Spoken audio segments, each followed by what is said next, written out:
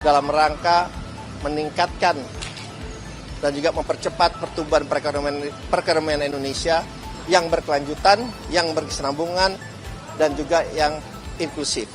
Daya salam kebajikan. Selamat siang dan salam sejahtera buat kita semua. Pertama-tama, marilah kita senantiasa mengucapkan syukur alhamdulillah kepada Allah Ta'ala, Tuhan Yang Maha Esa, karena kita masih berikan kesehatan, umur panjang, dan juga karunia-Nya sehingga dapat menyaksikan acara launching dari Danantara.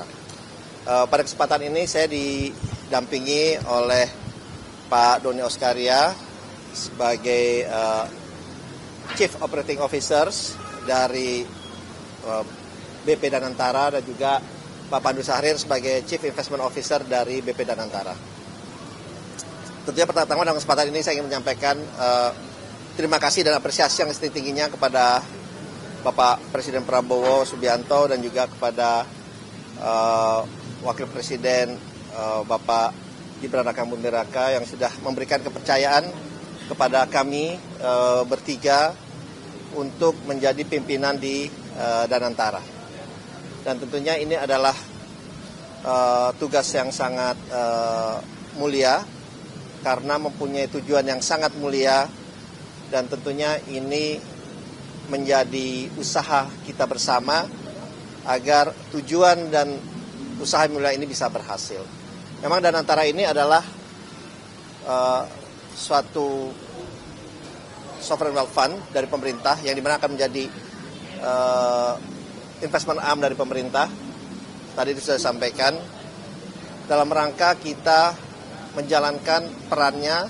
Pertama tentunya adalah optimalisasi dari aset-aset BUMN, Badan Usaha Milik Negara, dan tentunya di saat bersamaan kita juga akan melakukan investasi di banyak sektor yang mempunyai dampak yang positif dan berkelanjutan dan berkesinambungan ke depannya.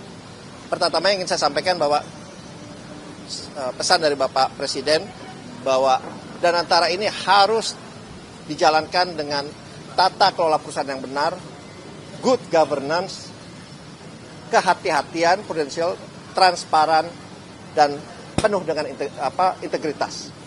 Ini adalah guideline yang disampaikan oleh Bapak Presiden langsung dalam kita mengelola aset-aset BUMN dan juga dalam kita menjalankan investasi kita ke depannya.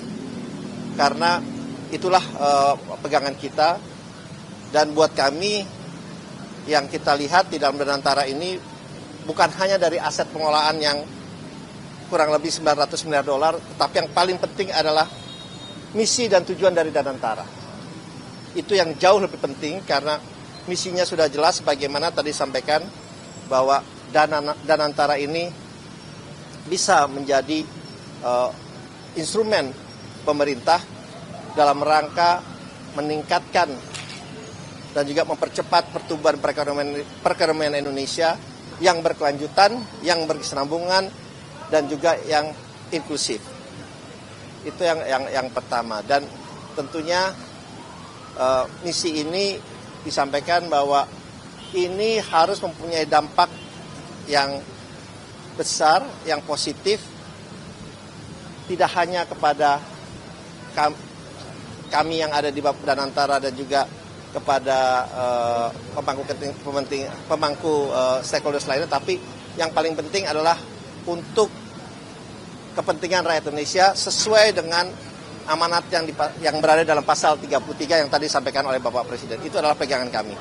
Dan kami meyakini tujuan yang sangat baik ini, yang sangat mulia ini, dan ini adalah suatu breakthrough, suatu inisiasi yang dilakukan oleh Bapak Presiden dalam rangka kita meningkatkan